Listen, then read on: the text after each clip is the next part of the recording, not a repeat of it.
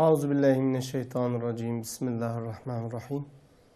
الحمد لله رب العالمين، والصلاة والسلام على سيدنا محمد وعلى آله وصحبه أجمعين. بله تماشوان عزيز، ام جارك دي دقل سيداي ملا محمود التبياتي بسيرة نبي عليه الصلاة والسلام ام بهفرنا إيرو أميل لسر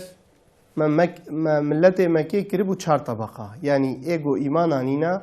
مجو 4 طبقة بون. يك إيجو فقير ومظلوم وكولبون، أم خاصة لسر فاسكين يبون سيدا. سيدا ما بحثا برنامج بوريدا ما بحثا مالباتا سمية وياسر ما كربو إشكنجا قلوها تبو كرن، أزيتا قلوها تبو كرن، شهادتا مالاوا شهيدي إسلامي أول ما قوتبو.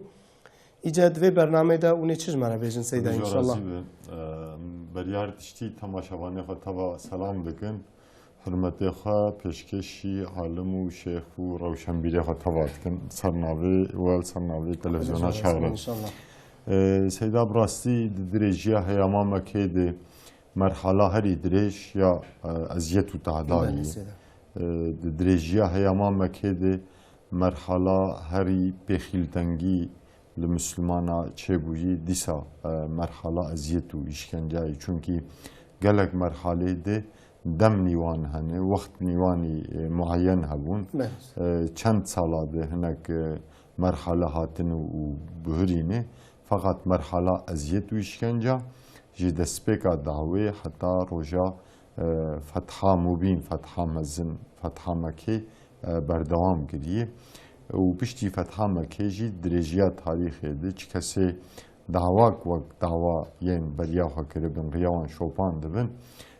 اف مؤمن اف موحد لهر دوری دوان مرحله ده درباس بن اینو جی قلق خوشکو برایمه دوان مرحله درباس بن هنک بدل دانه هنک جی هین بدل ددن وقت آیتی کریمه جی بیان بکن. یک جوانا جی مگود هیاما مکیده و جیانی زمان مگو مشرکا پلانه گو ازیت و تعداد لمسلمان آبک دانی بون 4 قسم پلان دانی بون. یک جی کولو جاریه بون، یک طبقان آبند بون، یک دولمند و اشراف بون و پیشوانه دعوه پیغمبر علیه الصلاة والسلام بون. مگو ایرو امی برنامه خواهی بوری بشوپینن امی ازیت و اشکنجه و برنامه مانی و زمان ای مالای سر مانی و زمان ایرو امی بحثا هنکی حضرت بلال بکن دیسا امی بحثا خباب بکن وقتی ما بمینه انشالله امی بحثا زنوره کچا زنوره امو عبیس نهدیه کچاوی امی بحثا لبانه بکن ازیتک لبانه حتی کرن امی بحثا هم بکن بلال بله سيدا حضرت بلال باسته خو حبشستاني بو، هي جوان بو، عمري زارو بو، عمري 5 سال بو، كولتي هاتي زفت كرن والقلق مازاتا هاتي فروتن داوين دل مكيب كولتي هاتي فروتن كولي أمية بن خلف بو حضرت بلال دسبكا دعوة إسلامي ده إيمان بخدا ورسول بياني بو جوان 7 كسي قول مكيب ایمانا خو مسلمان بونا خو هشکره کربون. یک جواناجی حضرت بلال رضی الله عنه بو. حضرت بلال او دیاوی حمامه بهور ایمان بخدا و رسولی بیانی بو. چاغا افندیوی امه کره خلف به مسلمان بونا بلال سر وقت به وک هر حواله خو گازیوی دکی وی تهدید دکه دخوازه وی جافترسان دی بکه وش باوریاوی بزیورینه، فقط حضرت بلال اوجی وکا کوله و جاریه حواله خواه ده باوریا خواه ده ثبات دکه ده باوریا خواه ده بر خدانک بروشت هم بر افندیه خواه بکارتینه. چاقا مشرک قرارا ازیت و تعدال کوله و جاریه بکن به هورا ددن. افندیه حضرت بلال امه کره خلف شی حضرت بلال دبی چولک دروا مکه وی تعزیده که وی گریده ده گومه مزن دادتنه سرسنگاوی جبو گوی جباوری آوی وگرینه کلمه کفر تلقینی ویده که فقط حضرت بلال داخوازا افندی خواه بجینینه چقاس ازیت و تعدیل لسروی زیده ده که حضرت بلال دباوریا خود ثبات ده که جار جار دبی امیه بن خلف هنگی جه ازیت و işkence بلال دوستیا دبتلی دبی رودنشت جه بلال رجی دگومان نکه گدلمه بتشوتی مدف جه ازیتا بردا از بتلیم از هنگی خرحت بکم استراحت بکم پشت راز رابم از بردام بکم دبی امیه بن خلف چیج بلال دخواست جر دگو تی جبی محمد وگره تی او ریا باف و باف بیره ما گشوپاندنه گو دینه شرکه بو تی ویرگه بشوپینه یعنی تی خانت بدینه باف و باف بیره ما را کرنه تی اله کرنه اله کی بتنه و محمد کره عبدالله تی جبی وانا وگره فقط دیروکوان اسلام دبیجن هر وکی بلال جگوتنا احد بیوه تو کلمه نزانی بو دوگو احد ج کلمه احد بیوه وش کلمه لا اله الا الله بیوه تو کلمه جسر زمانه بلال ندن قطی امیه بن خلف دبی گلک جارا کوپک تجی آف دکر تانی جم حضرت بلال لبروی قوما لبروی تاواگر لسروی قوما سنجران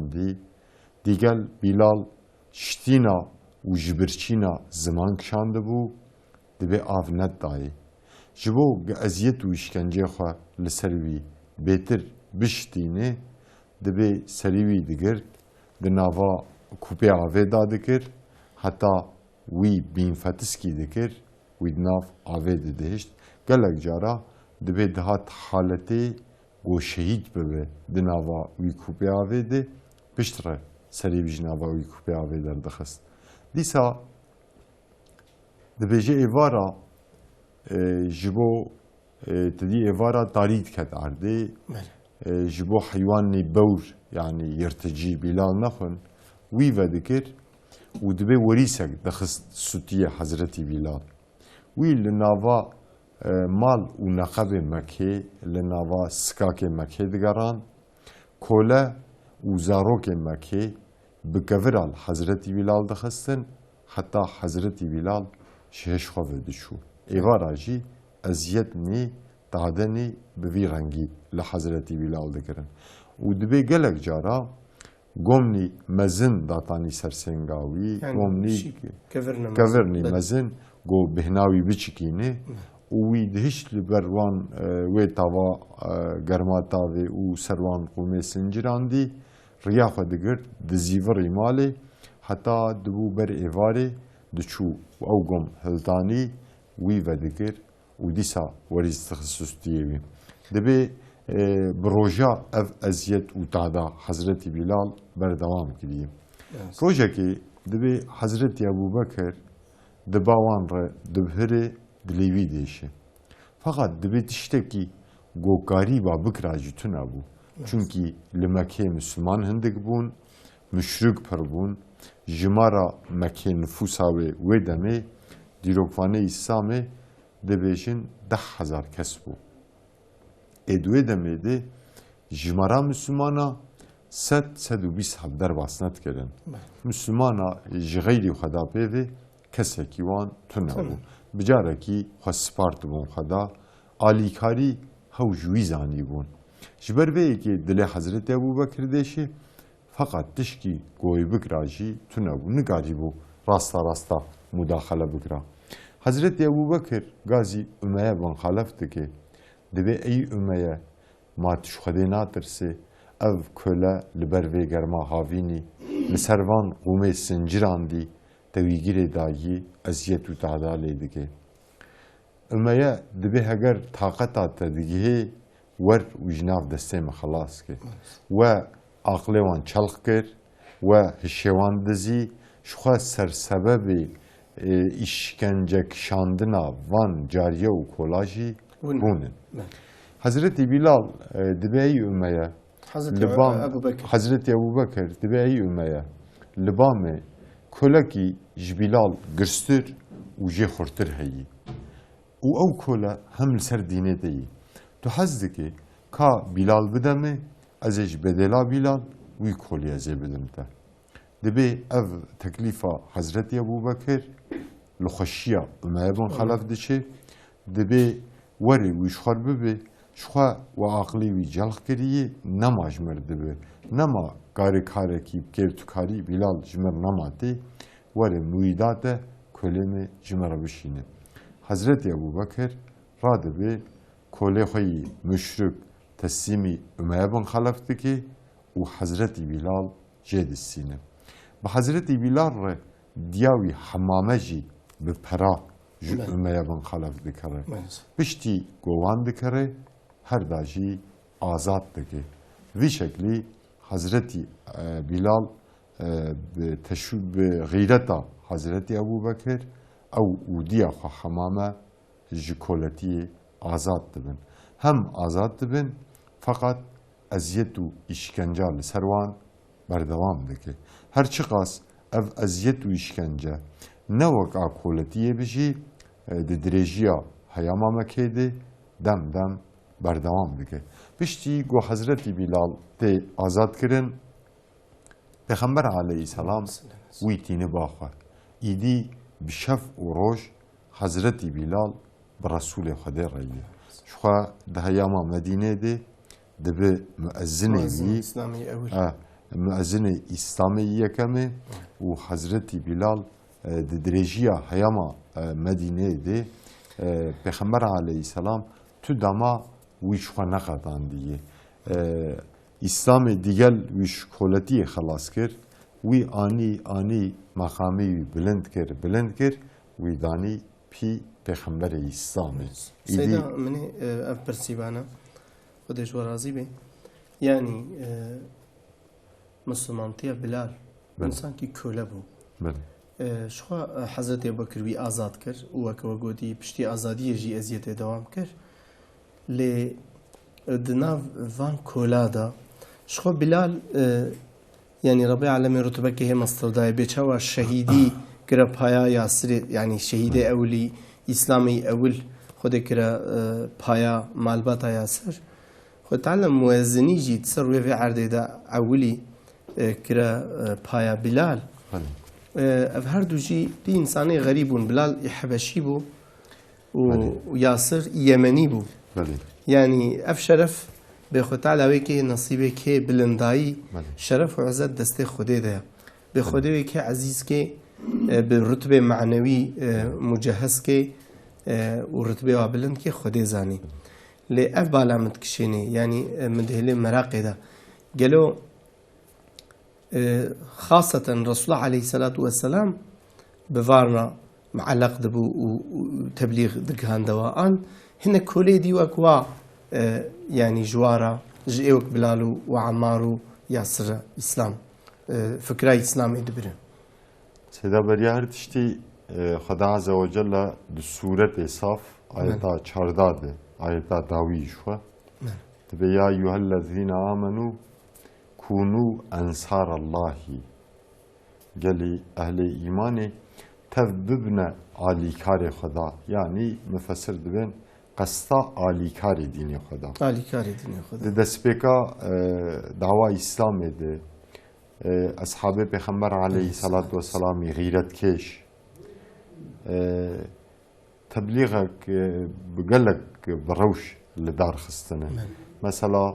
Hazreti Ebu Bekir çaxa em mêze dikin piştî îman aniyê di bername xwe borî jî me anî ziman bi teblîğ û pêzanîna xwe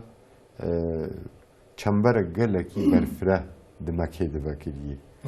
Hazreti Osman hakeza Sadi Kore Ebi Vakas hakeza yani ew Müslümanê ewilî و ایمان خدا و رسولی وی آنی بون جدرنا دعوا اسلامی ره هر یک بو لوکوموتیفک ده محلا خود ده هرما خود هر یک بو میناک لوکوموتیفک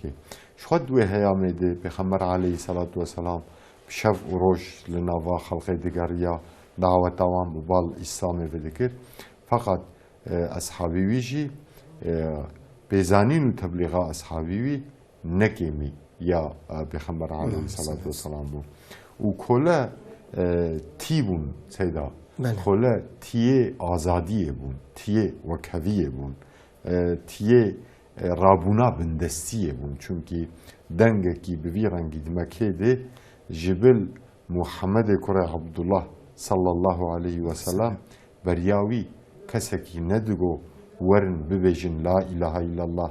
هونه آزاد ببن بندستی و رابه کولتی و رابه کولداری و رابه وکوی و بکارواره کسکی بریاوی وها ندگو دگو ورن ببیجن لا اله الا الله ایران و بیزانس و ببیه و پیغمبر علیه صلاة و سلام دگو ورن ببیجن لا اله الا الله ظلم و ظالم کوله و کولدار تفوی رابن و حقیقتا بیا بیلالا مشاهده کری دیروگوانه ما جبو حربا بدری هنک دیروگوان قسمه کی خصوصی وقتان دنه گوتن بدرا بیلال براستی جی دو روژه مکی دنگ ده صلاة نبوت اشاره چاگا بیلال دگو احد بلکی دنگیوی لحرما بدره دشوا سیمانا چونکی ده بدره ده حیفوان رجا گرد حضرت بیلال ده بدره ده نخاسم ده بیلال لد امیا دگریا اما خصوصی جل امیا من خلف دگریا و خدا اف رومت اف فرصت اف هجایی کرد نصیبی ویجی حضرت بیلال ده بدره ده امیا من خلف دگوشی آیت جاره کی ده او مزگینا گود روژه مکه ده دابو اهل ایمانه گو خدا عز و جل بسم الله الرحمن الرحیم دبیجی و سیعلم الذین ظلموا ای منقلب ینقلبون و پردنیس ظالم بی انقلاب و فرمانی چاوا و بین قلپاندن اونه ببینن اونه مشاهده بکن یعنی نه مدتکی درش بشتی 10 سالا بشتی 11 سالا او حیفا وان روژه مکه بیلال و ایوکا بیلال ده بدره ده گردن ده خندقه ده مکه ده تبه غزوه و سریاده جی ظالمه زمانه خواه گردن وید شکل تصیده سیدا تدید وقتا گو جارنا مرف دبی عجبا صبرا خودی السرفی ازیت بقول اصحابي رسول الله عليه السلام ده تكرم چقاسه ياجي دبي دما مدى هنك انساني مظلوم مستضعف قوم بينن دبن تخت ظالمات تحلن قالوا يعني ربي عالمي چخوا صبري سرفيت كشيني اجى جوابا في عالم ددن دبي قو ربي عالمي الجيواي جهنمي دنري ياجي بشتي چند سالا كيدي وقودي بلال تحربا بدري ده او منظرته بر ربي عالمي قو صبريت كشيني سيدا مهم جي سبيفا خود بكم حقيقة حلال بكن آيات برسوا وياد داي خدا عز وجل دبيهم گمان نكن مهلتا خدا داي ظالما جبو خير و قنجيوانه جبو بي سوجيوان بيتر بكي عذابيوان بيتر بجدي ورتبه مؤمنة مظن مؤمنة بيتر مزن بله سيدا وهم سيدا جبو في مبرسيتي مگو بلال كيبو سبب هداية سيدا دجي كي دم تبيرامه رسول الله عليه الصلاة والسلام organize keviye mazın habu. Yani dema gova müşrika ev işkence zahiri mazın luwa insana dikirin evari şef ev insani ve kavat çune cema. Mesela Zeyd köle Resulullah aleyhissalatu vesselam bu diçucem Bilal diçucem Ammar. Yani dinava köle da şahsa ki dina qabava Resulullah aleyhissalam da habu go Resulullah mesaj distand و دبن زكي شفيدا دقهان دوا آياتي خودي بدرجة وا إزاحت كر إيوك أبو بكر لناف مالدار وأشراف إيوك أخواه يعني هر يك القسمة أخواه لهمبري أخواه بله بهمبري أخوار تاكلي ذكر يعني أفج تشتكي فطرية سيدة تشتكي فطرية جو إنسان بهتر جهوالي أخواه تأثير بيني مثلا قمرمانه ما بالقصر نري مثلا عمري ويجي إما بتشوكتره اش تشجره بيجم جي ب يعني اف خالي ما اختياره مظنه شخو وصاد فكري حقيقتنا اوا فقط وقتا جو هفالكي وي وكويد عمري ويدا بيجي بهتر هفد دقري يعني يوند بين مثلا هالبستوان بهالبستوان طلبه طلبار خندقار خندقار باريزر جن بجنار مير بميرار دولمند بدولمند داره اما اساس zaten سيدا رمضان بوتي خودش راضي بيد بيجي دكتور رمضان بوتي دسيره دسيروانه کی گلکی براستی سیراوی المتاثیر کریه رمضان بوتي جبوتاي للشامي خونديه صاغ الجيني بل الجيني خودش راضي به بركتاوي حاضر به دبيجي رسول الله عليه الصلاه والسلام ديما ختيجه دشيان دا جم جنا بلال دشيان دا زيد دشيان دا جم كولا علي برا كرابي خوا زاروك بو دمالا وحيه دا مزن بو دشيان دا جم خورته وها 13 14 سالي زاروكا يعني ابو بكر جي دشيان دا جم اصنافه دولمند اشرافه يعني رسول الله عليه الصلاه والسلام دولتا خو چيكربو مالا نبوته دولتا اسلامي تملي دولتا اسلامي المدينه جو رسول الله عليه الصلاه والسلام دولت حاضر بو تشكيلات بريا هنگي حاضر بو حقيقه يعني الديروكا اسلامي دمام في تعويد نارين يعني تشكيلات مالا نبوته هل مكيات دولتها بو افيتن يعني في اورغانيزي كفا ام سيري دبينن ام في حقيقه مظن شخو سيدا دولت او جو سرکی دولت بخو باور بینی باوری که انسان خو باور کرگو وی دعوی ماشینی و اف دعوه وجهه ظافری يعني ظفر باوريه مرف ده يعني سمية وياسر لهمبر ابو جهل جهانا ظافري بلال لهمبر امي كوري خلف جها ظافر ده باوريه وتشكيلات ده سيدا خودش ورازي سيدا رحمه خود دي باوي وبي تماشاواني عزيز پشتی نافبرکه ام دیسا بهفرنا امی نافبرکه هندک بدنه ده ام جمع و نقطن ام بهفرنا ان شاء الله. شواني عزيز ام جارك دي پشتی نافبره ام بهفرنا ما حياتا بلال خوندبو و ازيتي قولي هاتبو نكرن مش هفرا قوتبو اما ایجوارا حیاتا خباب کره ارت بیشن سیدا کرم کن کرم دار به خود جوازی به براستی بلکی ازیت و تعدیل لاصحابا هاتی کرن جمرف بین زمان بلکی نه برنامه بلکی 20 برنامه ترینه که یک بیک مره بین زمان فقط جنابا وانا نخاسم هنک منا قامدن هنکی بالکش هنکی جبونامه گلک درس و تجربه دوانده هنه ما خواستم تماشاوانه خور تشکش بکن یک جواناجی خبابه کره ارده خبابه کره ارد باصله خواه جنجدا عراقی هی عمری 5 ساله روزه که او دیا خواه دچن مالا خاله خواه گنده مالا خالی جیه کی نزی نجدا عراقی نجد شهری دچن دبی وار اردیک ایشواندکی و گندیا تف اسیر دگرن پیرک گزاروکا اسیر دگرن زلامه گندجی دکوژن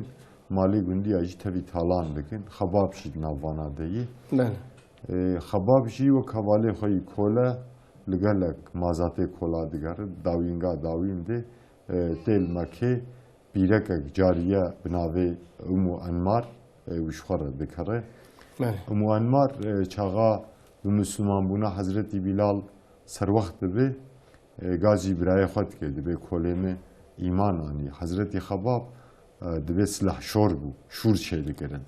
امو انمار جر تکانک وکره بو یعنی حدادید کسی حدادید کر شور جی دوی دمیده صنعتکی هجاب بونا چید کرسه در ایما yani demir çetkirin tuşsun çetkirin دبی قزنجا گودو کرد دا سیدا خو muanmar tabi bizim nazik şuoli بله kola tabi كلا بنانزك نازك يعني يوميا واجي نقوى يعني بله دبي مو انمار سر وقت دبي کوله خباب ایمان آنی اجبر گو پیرک بو نخواستی دستا و işkenceyle بکی گازی برای خود که برای خور روشا خباب تیم زمان برای و را دبی خباب جافترسان دیدی که تهدید دی که خباب فناگاره دی که ناکه خباب فناگاره را دبی eziyet xababdaki işkenceyle dik vak havalivi. A xabab hınki havalivi cudatır eziyetavi tamaşavane mecizanın. Rojake dibe heyama halifetiya Hazreti Ömer deyi. Dibe Hazreti Ömer de pirsi dibe xabab lugori me bihist eziyet nigran li tahatine kirin. Tukarij mer hınki bahsavi biki. Dibe Hazreti xabab fistane xwa جسر سری خوا دقشقینه پشتا خوا در دخه تازی دکی ری حضرت عمر دده دبی اگر تو تخوازه ازیت و تعدیق لمحاتی کرن جنیز ده ببینه پشتا ممیزه بکه دبی پشتاوی وقت جاوکی رش بو پرچاک جابون پرچاک هزاری رش بو بجارکی رش بو چما چونکی دبی برای موانمار agre ezinga dadıdan agir dibun bizot pişta xabab tazi dikir datani servi agri u hatta done ji pişta xabab dinoquti ew agir ve dimran ditefan eziyetivi devam dikirin dibe proja xabab ev eziyet û tadek şandine projeki fırsata ravê dibîne ji nav destê müşrika باز داده دبی زهرم گلی و گازنه خواب پیغمبر علیه السلام بکم هیوی هیی اگه پیغمبر علیه السلام ریکی شمار ببینه حضرت خباب دبی شوم دبی پیغمبر علیه السلام لبر سیاد دیواره کعبه رونشتی بو خفتانه خور راخسته بو لسر خفتانه خور رونشتی بو تنه بو دبی از دوی حالی ده یعنی او نشانه ازیت و تعدال سرمه دبی از شوم جام و دبی مجر گو یا رسول الله ما قی او ازیت و تعدا حتی کنگی دوام بکن جربه خور دعا بک جبوک هنکی وانا سرمه سوگ بکن چونکی دباوریا اصحابا ده دعای رسول گل کی معتبر بود خاطی خوده باوریا مد جواره بود اشتیک خوده بخواستا خدا عز وجل محقق پیک دانی دخوازه قصد خوالا در ندخست دبی خباب جیبوی باوریه گوتی یا رسول الله شربه خور دعا بک جبوان ازیت و اشکنجه هنکی سرمسفک بکه دبی سربه تکلیفه خباب معده رسول خدا خرابو خویدان دا حتی دبی حسر جاوی هات و دبی زیوری سر خباب وی معده خرابوی دبی گویی خباب والله امت و پیغمبری بریامه مشرکا وان بشهی هستن شهد کر گوده وان جسده وان بشهی هستن شهد کرن حتی گوشته وان درد کتالی کی هستی وان درد کتالی کی دیسا جی او امت نتشون و پیغمبری خواه تکلیفک بدی رنگی لپیغمبر زمانه خواند کرن ای خباب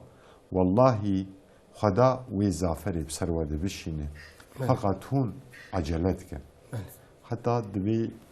جر گوتی وی دمک وری فراهی بیرکک وی صنعی دواخوا سوار به وی هر حضرموتی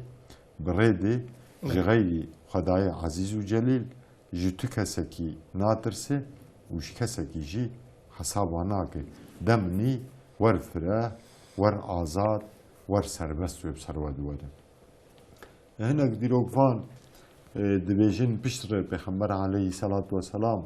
شخبابه قره ارد ره او آیت خند قرآن پیروس آیتا گو بسم الله الرحمن الرحیم خدا عز وجل دبیجه ام حسبتم ان تدخلوا الجنة ولما يأتيكم مثل الذين خلوا من قبلكم مستهم البأساء والضراء وزلزلوا حتى يقول الرسول والذين معه متى نصر الله ألا إن نصر الله قريب. قد معنا في آيات دي خدا عز وجل دبيجي ما هون قمان دكن هون هرنا جنتي حتى او تشتي هاتي سري إبرياوة ني سري وجي هون حساب دكن هون هرنا جنتي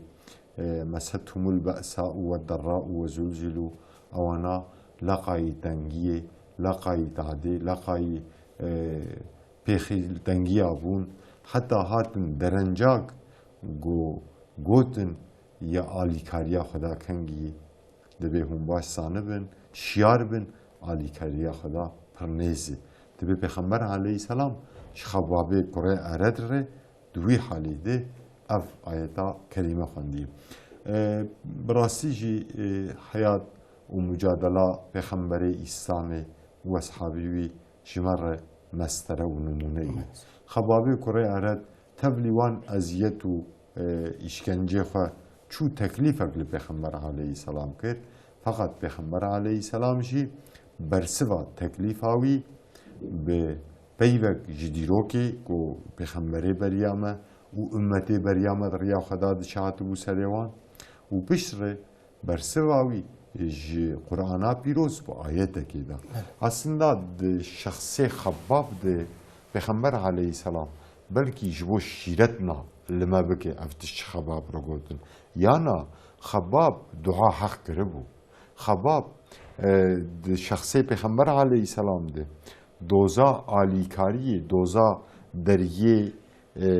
رابونا وان اشکنجا بلکه حق کربو فقط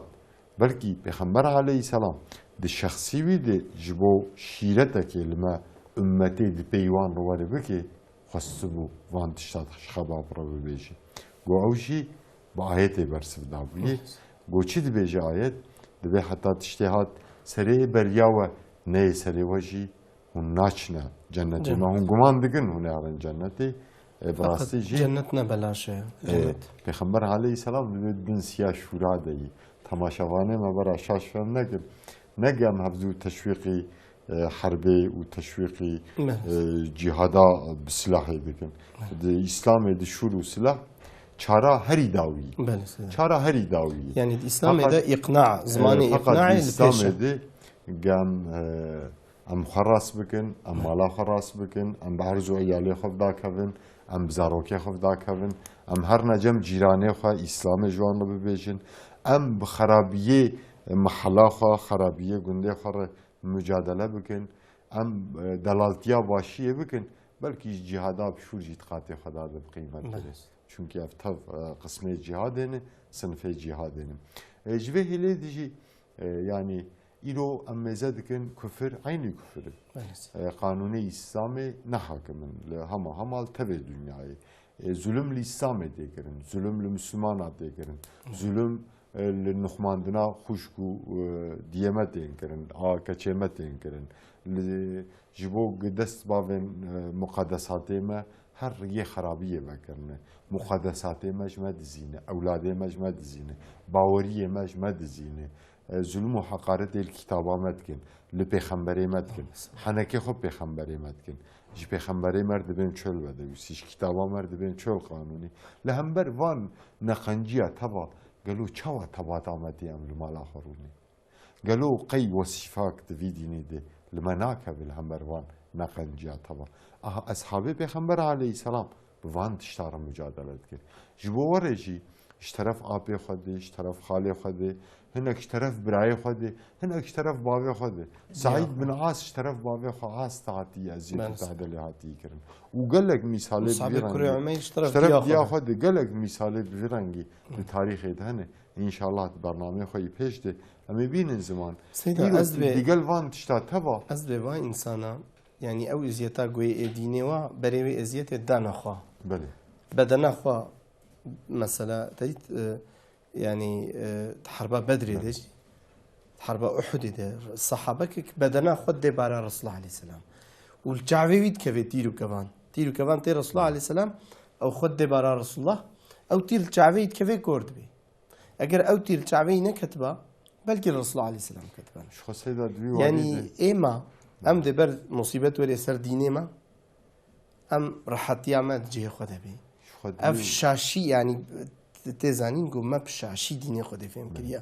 اگر وک صحابی رسول الله علیه الصلاة والسلام دینی خودی فهم کرد گرم قیمه خو به وی حالته گو یعنی نسل اسلامیش پیش چعفه ما وت فسدینن دبن واجدین دورد کن و زاروک ما و عیال ما يعني حقیقتا ام برحتی ندرونشت يعني برحتی ام لسر خوارنا خو لسر حياتا خو جينا خويا جو قنفور ده ام دجين قالك ما تحبان يعني زبي سيدا دي واري دي بلكي حديث شي بحديثي شي بلكي تبالاوه فقط ايمه بيوا مال سعيده كردي دي بيرامه دي مصيبتا هري گرين نا غور سر دنيا ما نا ورسر شخصي ما جودة ما عرض ولا ما مصيبة أو ورسر دينه ما دينه ما هرو إيش بباليو بينكرن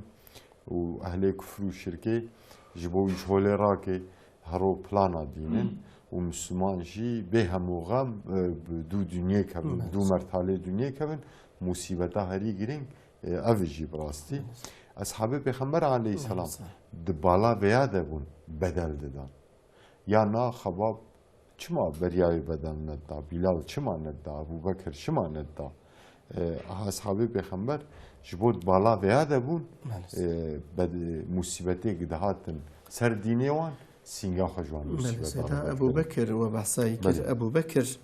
مثلا برنامه بوري دجي بري مناف بركي بردن وبحث كربو ابو بكر بلال آزاد كربو قالوا يعني ابو بكر يعني افسد قوي سيداش كودات هم صدق بو هم صادق بو وهم جي يعني تخست او دولتات سرير رسول الله عليه الصلاه والسلام ده بمالي خوتشي كيفي يعني تشتكي خو ندا يا باش از في صدقاوي سيدا وفي مالي قد دعايا يعني رابع انسانك آزاد بكا وسربست برده وكل خود بدلاي ده يعني حقيقة از تشتكي ما زند برده سيدا ان شاء الله ام برسوا بدن برياوي حديثك بخمر عليه الصلاة والسلام هي تخازم كلام بينم زمان تماشاوانه مشهور پروان جه خبردارن بخمر عليه السلام دبي هر بخمرك وزيرنا پالپشتیان هاتی کرن علی کاریان هاتی کرن دویمیجی با ابو بکر و عمر علی کاریان هاتی کرن یعنی وزیره منی ایگو یک لهلا منی راست یک لهلا منی چپ گو پالپشتن جمان ره یک جا ابو بکری اید عمره راستی هر دو میزم بون عمر قحروق بو رحم رازی بنا خدا سر بریاب خلیفه ایگو قصوجو قصولو که ماسی دکرن دبازیا شوری خوا گلک اصحابان نقشه والا دکر اشتر ساوی نتخصن قصولا بکن حضرت ابو بکر جی بعکسی پر حلیم بو نرم بو فداکار بو یعنی هر دو پیغمبر وک میزینه بون یکی هلا قصورا و شرط یکی هلا مادی و شرط هلا معنویات و شرط بقول رسول الله عليه السلام بأس پیغمبری شور و رحمه ما یک يعني ابو بكر رحمه راستی جی هر دو میزیم بود حال تاویدی ایجا حضرت ابو بکر یازده گور روایت که 13 کلا آزاد کرده حتی دبی بابی ابو کحافه دبی دم وی شرماندی گوتی هی تو غرش دکوی مالی هما وی مالی لإنساني خورت غرش بكي برا خورت لوا خورت بن الكلكات بروان دا غرش بكي قروش كي مرويتا تعدل تكر كاربن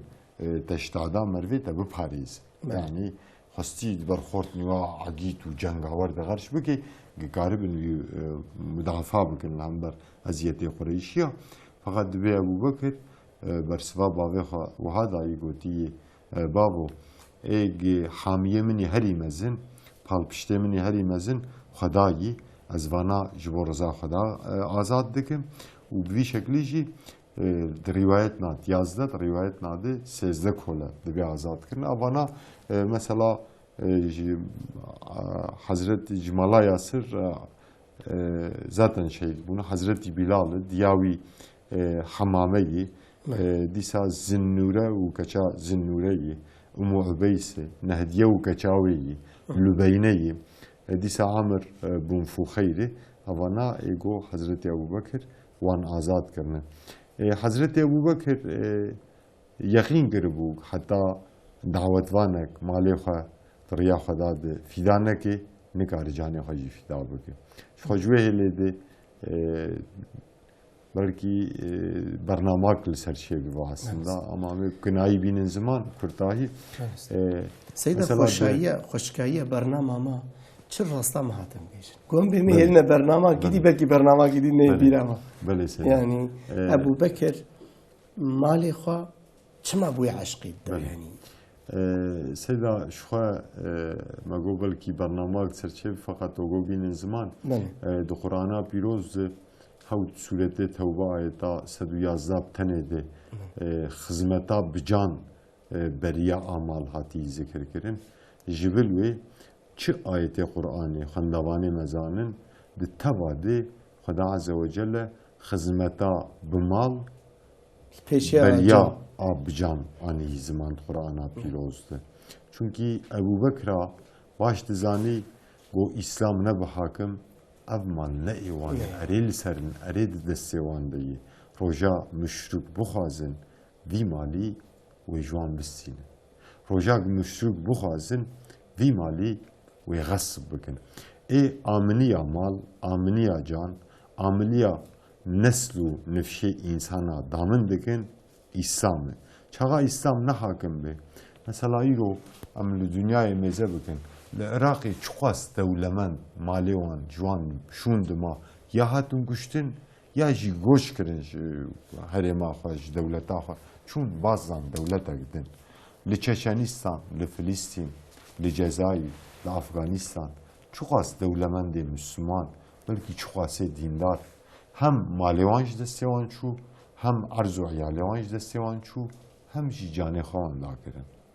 Fakat wexta ki İslam hakim be gelo kes karê darikekî Müslümana jê bidize. Wexta İslam hakim be gelo kî karî têkilî malê kê bibe. Ya jî têkilî canê wan ya jî têkilî çünkü İslamê ji bo teva qaîde danîne, kural danîne. Êrîşî malê însanekî bike İslam jê dibe eşqiya. Cezê eşqiya em tev zanin İslamê dikuştine. Kî karê êrîş bike? Ji ber vê yekê Ebu Bekir'a û êwek Ebu Bekir'a baş zanî bûn ev xizmeta vî dînî bi mal gerek were kirin. Mal tune bi xizmet nabe. Xizmet ne bi Müslüman wê bindest bin. Bindest bin tiştê destê wan jî wê talan bibe. Wê wêran bibe û îro talan wêran jî dibin. Di kîjan herêmê de xuşk û birayê me karin bêjin tiştê di destê me de êmene.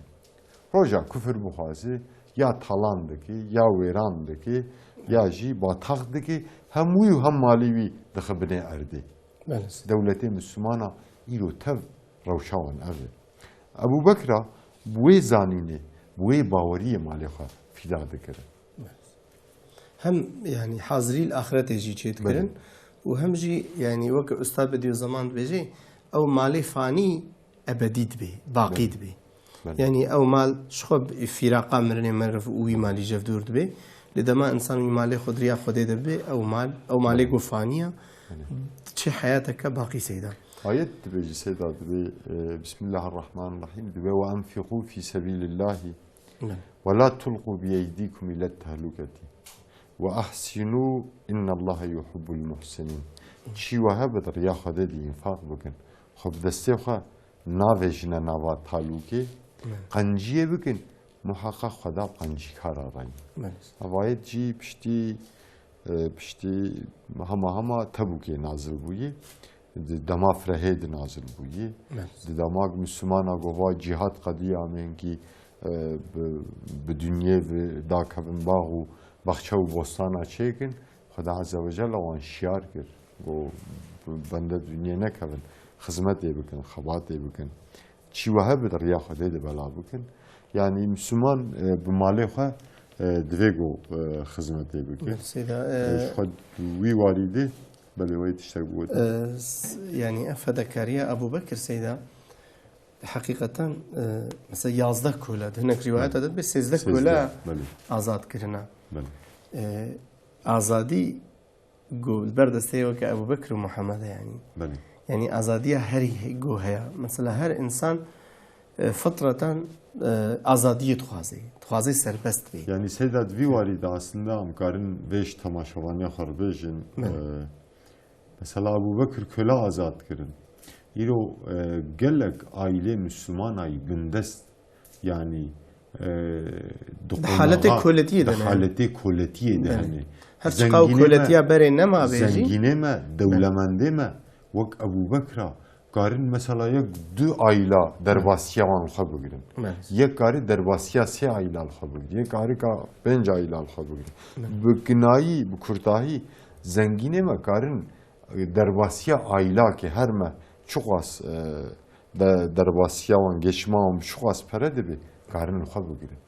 اوجی ان شاء الله رجا قیامته و ابو بکر راح حشر ببن قالوا هيك عم دفكرن او برايمي جبو دعوه خدي بك حاكم جبو ديني خدي خدمت كريه ودفير يدي سوجدار هاتي ديدن وهاتي بن چافكرن ويرو حبس زندان ادي ailavi jebşun demayi çağa devlemendeme zarokewan likelekewan pirekewan dehindur qasru xonağa dehindur berje bilende و حياتا خو دومينن هیچ تفكرن او عائله وان برايمه شي روشاوان شي ده چه حالي دي قالك برايمه بلكي عائله وان حقي رياواني gibi هرن görüşma زلامه خو görüşma كوري خو görüşma براي خو بلكي وانسن قالوا هيج حتيا وان خراناك نعم براي هفبون مسلمان براي مسلمان تنگيه دي تعليه دي قالك بتنگيوي خمگين ببو كيف خوشي شاب به هر حقيقة سيدا ام إلو هر یک کارم ببن ابو بکر يعني هر چقدر سيستما كولتي نما بيجي لريا خيري فكري يعني ام دور نچن سيدا هر امامت كردستان ام بين فلسطين دور بلكي دارما بلكي تماشاوانه ما بيا هون دور دشن فلسطين امت كرخه بگي إلو ده هر امامت كردستان ده صدا انسان جبو گدوزا İslam'ı kırın, xwestin xizmeteke İslam'ı bikin, xwestin jî İslam'ı çar kevradîn ser hev, sujdar hatine dîtin, hatine bin çavkirin û hepsû zindan adayî. û aile wan perîşan in. Fakat Seyda yani biratî ne medkevige malîkariya hev bikin. Seyda eger got Ebu Bekir yani em ji meselê ji rexêwê dîve jî em dixwazin lê binerin. Eger got Ebu Bekir Bilal azad nekirbana. تحقق بلال ستوي أبو بكر ده نبو يعني يقول بيجي بلال هالو يعني يقول براي مجي إيرو براي مي فقير براي مي محتاج براي مي خدمتا إسلامي دكنو إمكانه وانتونو جي غير زكاة جي حقي وان تبا دوستيه براي واني دولمان ده بس هالو بيجم سيدا شو مؤمن ولا حقي مؤمني تستوي مؤمني ده لبلي يعني إما مسلمانتيا ما دوی نبیا هنا دیو گری دایی بی. گم به تمام مالدار چه مال منانرن ام جیریا خودی نامشینن ها اجویا لیفت بیش. یعنی ام محتاج رب خوانا. ام محتاج خدای خوانا. یعنی کیف مالدار هات و ابن علی کارجمرا. جوان نبن علی کارجمرا جی. ام مجبوری رب خوانا عبادت رب خوانا. یعنی دوی حقیقت دست بیشم نخوا. یعنی هر حالو کرده بچلو مالداری اسلامی و علیکاری دعوا اسلامی بمال که